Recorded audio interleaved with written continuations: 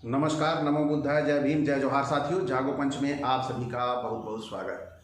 जागो पंच आपके लिए बड़ा ही महत्वपूर्ण वीडियो लेकर आता है और उस वीडियो में हमारे समाज के प्रति यानी ओबीसी एससी के प्रति जो दुर्भावनाएं तथाकथित सनातनियों की हैं, उन दुर्भावनाओं को उजागर करने का काम करता है।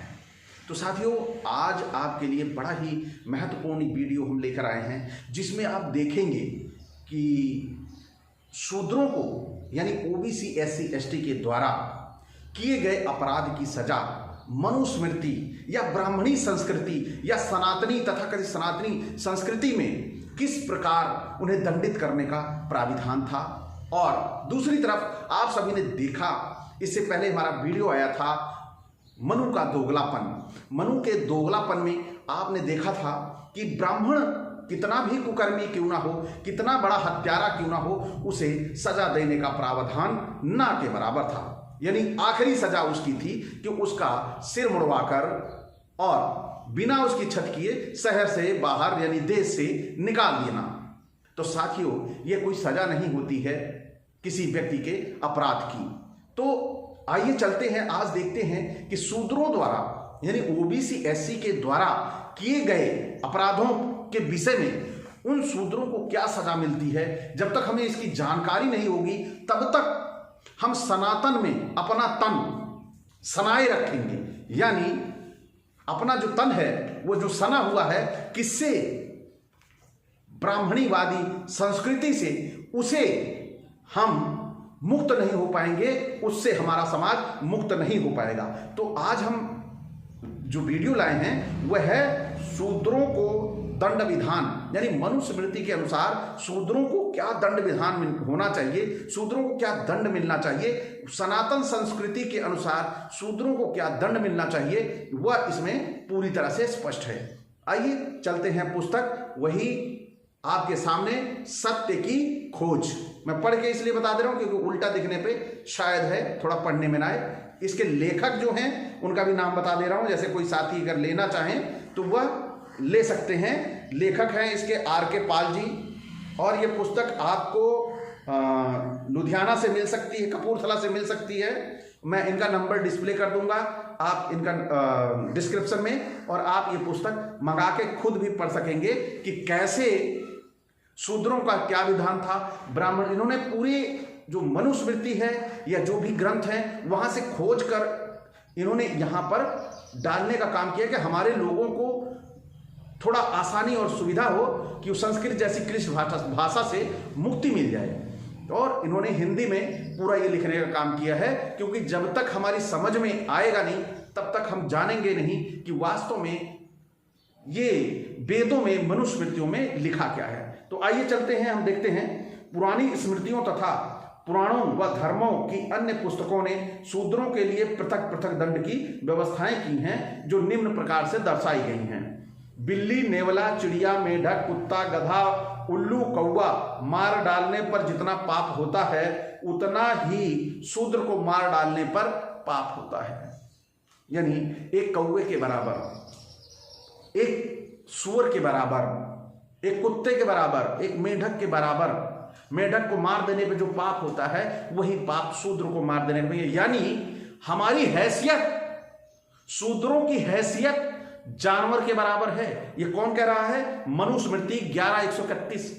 वही सनातन कह रहा है, जिस सनातन में अपना तन सने हुए हैं आप, जिसमें से आप उबर नहीं पा रहे हैं, वो कह रहा है कि आपकी औकात कुत्ते बिल्ली जैसी है।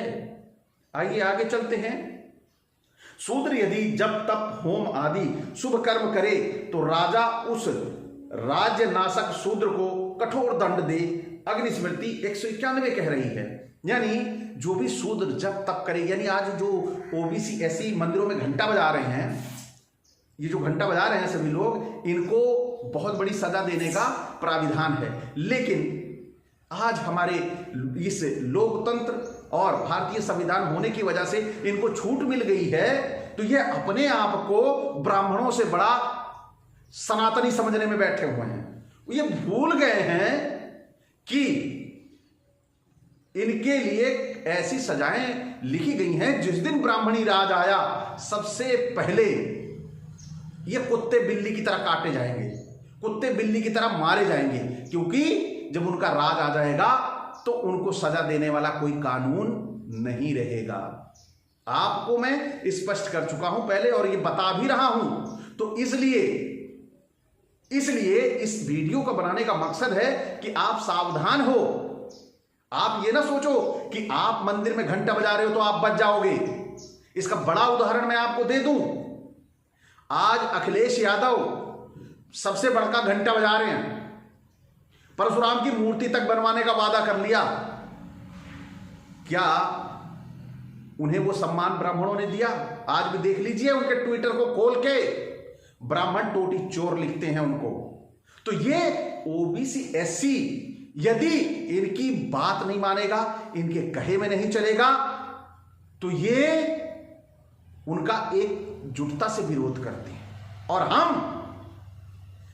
हम बिल्कुल इनके साथ चिपक के घंटा बजा के सोचते हैं कि ये हमें सम्मान दे रहा है। वो सम्मान नहीं दे रहा है, वो आपका साथ ले रहा है कि वो सत्ता पर काबिज होना चाहता है और भारत की लोकतंत्र की व्यवस्था को ध्वस्त करना चाहता है, क्योंकि उसके मंसूबे आज भी राजस्थान में लगी हुई मनु को मूर्ति वो सिद्ध करती है, वो बताती है। तो आइए चलते हैं आगे कि आखिर शूद्रों को और क्या सजा है। शूद्र यदि वेद को सुन पाए तो उसके कानों में पिघला हुआ शीशा और लाख भरवा देना चाहिए। यदि वेद का उच्चारण करे तो उसकी जिह्वा कटवा देनी चाहिए। यदि वेद का स्मरण करे तो उसको मरवा डालना चाहिए। गौतम धर्मसूत्र 12:4 कह रहा है। लेकिन हमारा शूद्र ओबीसी एससी एसटी आज इस होड़ में लगा है कि मैं शूद्र से निकल आऊं, क्षत्रिय बन जाऊं और मेरी जिह्वा कटने से बच जाएगी। भाई साहब, आपकी जिह्वा नहीं कटने से बचेगी। आप क्षत्रिय भी बनते हैं तो क्या बन रहे हैं? ब्राह्मण धर्म की रक्षा करने के लिए उनके दास बन रहे हैं। अभी भी आपकी आंखें नहीं खुली। आपने पीछे जो मैंने बोला था, जो वीडियो मेरा आया था, उसमें मैंने आपको बताया था कि ब्राह्मण राजा, कोई भी राजा होता है, उस राजा के ऊपर ब्राह्मण होता है। राजा का राज ब्राह्मण पे नहीं चलता। अब आपको स्पष्ट होना चाहिए कि आप कितने भी बड़े अंग्रेज बन जाओगे, लेकिन दास्ता ब्राह्मणों की करोगे। और यदि भारत का संविधान बचा ले जाओगे और भारत का संविधान काम करेगा भारत में, तो निश्चित तौर पर आप भी भारत के राजा बन सकते हो। लेकिन आपको यह तथाकथित सनातनी, जो आज जातिवाद का रूप ले चुका है, धर्मवाद का रूप ले चुका है, इससे आपको मुक्ति पानी होगी। और जब तक मुक्ति नहीं पाएंगे तब तक दास कहलाएंगे। आगे चलते हैं। इसी तरह का दंड व्यवस्था अन्य धर्म ग्रंथों में भी की गई है। क्या? शूद्र यदि वेद को सुने तो उसके कानों में गर्म शीशा डालना चाहिए। अगर जिह्वा से उच्चारण करे तो उसकी जिह्वा कटवा देनी चाहिए। पढ़ लिख कर विद्वान बन जाए तो उसे फांसी की सजा देनी चाहिए या सिर काट डालना चाहिए। शंकराचार्य का वाम सूत्र अध्याय 1 पाठ 3 अधिकरण 9 सूत्र 38। अरे भाई, ये क्या है? ये हमारे ओबीसी एससी एसटी भाइयों तक ये संदेश पहुंचता क्यों नहीं है कि अगर आज जो ये घमासान मचाए हैं, हिंदू राष्ट्र बनाएंगे, हिंदू राष्ट्र बनाएंगे, हिंदू राष्ट्र बनाएंगे, तो आप पढ़ लिख कर आपकी गर्दन काट दी जाएगी, आपकी हत्या कर दी जाएगी। क्या इसके लिए तैयार हैं? अगर इसके लिए तैयार हैं तो बड़ी तेजी के साथ लग जाओ,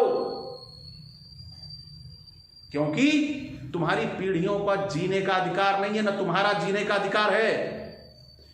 उन दासों को जीने का कोई अधिकार नहीं जो मानवता को ना समझे। अगर ऐसे लोगों को ये ब्राह्मण काट डालते हैं तो बहुत ही अच्छा है, क्योंकि पढ़ लिखने के बाद भी आज इस समाज की अकल घास चरने गई है, वह जाग नहीं पा रहा है। तो ऐसे मरे हुए व्यक्तियों का इस धरती पर कोई काम नहीं जो मानवता के लिए जिंदा न रह सके। आइए आगे चलते हैं। शूद्र यदि द्विज जाति को लगने वाली बात कहे तो उसकी जीभ काट डाली जाए। शूद्रों, अपने लिए सजा का विधान देख लो, फिर आप जय श्री राम, हर हर महादेव के नारे लगाना, लेकिन पहले अपने लिए उस हिंदू राष्ट्र की सजा का विधान समझ लो, अपने दिमाग में बैठा लो। क्या कि अगर लगने वाली बात कह दी, यानी ब्राह्मण आहत हो जाता है, क्षत्रिय आहत हो जाता है और वैश्य आहत हो जाता है, तो ऐसे में आपकी जुबान काट लेने का प्राविधान है। ऐसा आप तैयार हैं तो अग्रसर होते रहिए, बनवाइए हिंदू राष्ट्र, क्योंकि यह एक जघन्य स्थान से, नीच से उत्पन्न हुआ है, यानी जघन्य स्थान से शूद्र उत्पन्न हुआ है, इसलिए ऐसी इसे सजा मिलनी चाहिए। शूद्र यदि द्रोह से दुजातियों का नाम और जाति का नाम लेकर गाली दे तो उसके मुंह में 10 उंगल की धधकती लौ सलाखा डालनी चाहिए। यदि शूद्र अहंकारवश ब्राह्मणों को धर्म उपदेश करे तो राजा उसके मुंह और कान में गरम तेल डलवा दे। मनुस्मृति 8:270-272। यानी आज जो मैं बोल रहा हूं, या हमारे समाज के जो लोग इन ब्राह्मणों के प्रति अवेयर कर रहे हैं कि इनकी मंशा हम पर शासन करने की है, हमें गुलाम बनाने की है, ये हमारे लिए अंग्रेजों से ज्यादा खतरनाक हैं, तो ये क्या करेंगे आगे चल के, मेरे जैसे व्यक्ति के आंखों में, मुंह में, कानों में ये पता नहीं कितने कितने टन ला के लोहे गला के डाल देंगे, जला के डाल देंगे। ये इनका प्राविधान है। ये प्राविधान आज प्रासंगिक नहीं है, लेकिन इसे पढ़कर हिंदू राष्ट्र की यदि आप कल्पना करते हैं कि ब्राह्मण का राज आएगा, हिंदू राष्ट्र का मतलब ओबीसी एससी का राज नहीं, हिंदू राष्ट्र का मतलब ब्राह्मणी राज।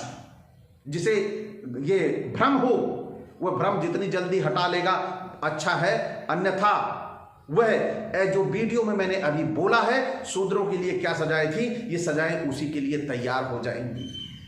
आगे चलते हैं, क्योंकि जितनी अधिक जानकारी होगी उतना ही आप इनसे अवेयर हो पाएंगे। यदि शूद्र उच्च जातियों के साथ एक आसन पर बैठने की इच्छा करे तो राजा उसकी कमर दागकर देश से यानी निकाल दे और उसका नितंब कटवा दे, यानी नितंब मतलब पिछवाड़ा, बटक उसका काट दे। मनुस्मृति 8:281 कहती है। इसी के साथ शूद्र स्त्री के साथ व्यभिचार करने वाले द्विज पुरुष को देश से निकाल दिया जाए, पर जो शूद्र किसी द्विज स्त्री से व्यभिचार करे तो उसे प्राणदंड दिया जाए। क्यों भाई, क्यों?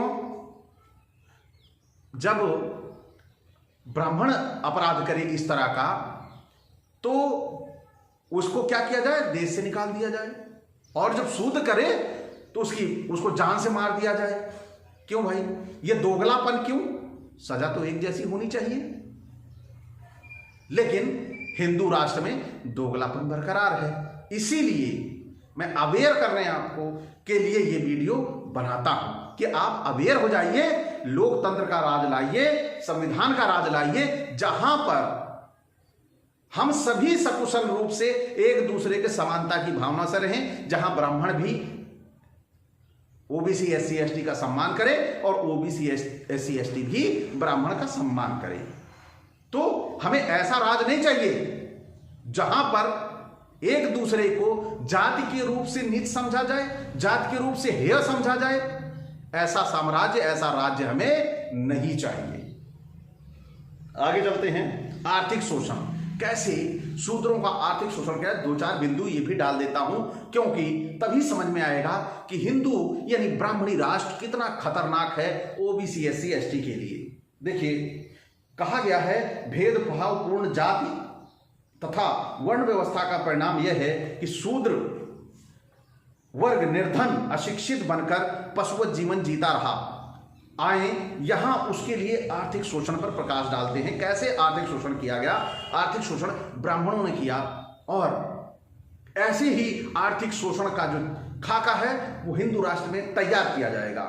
आइए देखते हैं। ब्राह्मण को चाहिए कि निर्भय होकर शूद्र का द्रव्य लेवे, यानी शूद्र का द्रव्य यानी उनका धन, जो शूद्रों का धन है, ब्राह्मण को चाहिए कि उनका बिना भय के, कोई बिना डर बिना खौफ के उनका धन ले ले, छीन ले, क्योंकि शूद्र का अपना कुछ नहीं है, उसका धन उसके स्वामी ब्राह्मण का ही है। यहां गौर करिए, हिंदू राष्ट्र बनता है तो हिंदू राष्ट्र का सबसे प्रबल समर्थक ब्राह्मण है, और वह इसलिए समर्थक है क्योंकि उसके हाथ में ऐसे ही विधान आ जाएंगे। आज ये शूद्र जितने हैं ना, ये केशव प्रसाद मौर्य, ये स्वतंत्र देव सिंह, ये जो लग्जरी गाड़ियों में घूम रहे हैं, इनसे चाहे दो कान पे थपेड़ मार के 2 गाड़ियां छीन ली जाएंगी। ये नहीं है कि ये इनके साथ घूम रहे हैं। आज इनको चर्बी चढ़ी हुई है कि ये उनका साथ दे रहे हैं। इनको पता नहीं है, इनको समझ नहीं है ये इन बावलों को कि ये उनके पीछे लगे हुए हैं। तो ऐसे लोगों का क्या हश्र होगा, इस लाइन से आप समझ सकते हैं। यानी कि इनके पास जो धन है चाहे जब छीन लेगा और ले लेगा, क्योंकि वो उनका स्वामी है और ये पालतू कुत्ते हैं। तो इन पालतू कुत्तों को से कभी भी रोटी छीन लो, उसके आगे से खाना हटा लो। तो ये है अपने हिंदू राष्ट्र का विधान। अपने हिंदू राष्ट्र का जब विधान बनेगा तो इसी तरह व्यवहार किया जाएगा। अगला, यदि यज्ञ के 2 या 3 अंग अपूर्ण रह जाएं तो इसकी सिद्धि के लिए धार्मिक शूद्र का धन बलपूर्वक चोरी से ले आएं, बलपूर्वक चोरी से ले आएं, क्योंकि शूद्र यज्ञ से असंबंधित रहता है। मनुस्मृति 11:13। देखिए यहां पर बड़ी बात ये कही गई है कि उनका धन चोरी से ले लो, उनके बाप का राज है, जब चाहें ले लें, क्योंकि वो मुंह से पैदा हुए हैं और मुंह से पैदा होने वाले कुछ भी करें। ये नहीं पता है कि मुंह से पैदा होने वाले के पीछे भी कुछ है, तो वहां से इंसल्ट किया जाएगा। इसलिए आप सभी हिंदू राष्ट्र की एक बार कल्पना, इस पुस्तक को सुनने के बाद, इस वीडियो को सुनने के बाद एक बार जरा कल्पना कर लीजिएगा आपके साथ क्या व्यवहार किया जाएगा। तो आगे चलते हैं। धन कमाने की शक्ति रखते हुए भी शूद्र को धन का संचय कदापि न करना चाहिए, क्योंकि धन प्राप्त करके वह ब्राह्मणों को सताने वाला होता है। ये देखिए इनका सबसे बड़ा भय, मनुस्मृति 10:129, यानी इनका जो सबसे बड़ा भय है कि शूद्र यदि धन कमा लेगा तो हमारे ऊपर शासन करने लगेगा, हमको गुलाम बना लेगा। क्यों भाई, आप गुलाम बनाना चाहते हो तो वो क्या पागल है? वो भी तो अपनी सत्ता स्थापित करना चाहता है, तो उसे क्यों सारे रोड़े उसकी मार्ग में अटकाए जा रहे हैं? तो ऐसे सातिर बदमाशों का राज्य आने ना पाए, इसके लिए आप सभी को भारत के संविधान की मुस्तैदी के साथ रक्षा करनी होगी। तभी जाकर भारत में लोकतंत्र कायम रह पाएगा और हम सभी आपस में उन्नति, सद्भाव और प्रेम पूर्वक रह पाएंगे। इसी के साथ आज का ये वीडियो यहीं पर समाप्त होता है और आपसे एक अपेक्षा कि आपको अगर ये वीडियो अच्छा लगा हो तो लाइक करें और जो हमारे नए साथी हैं वो चैनल को सब्सक्राइब कर लें और बेल आइकन घंटी दबाना ना भूलें, जिससे हमारे वीडियो का नोटिफिकेशन आप तक त्वरित गति से पहुंच जाए कि अंधविश्वास, पाखंड और शातिर बदमाशों को की पोल खोलने का वीडियो हाजिर है। इसी के साथ आपसे विदा, नमस्कार।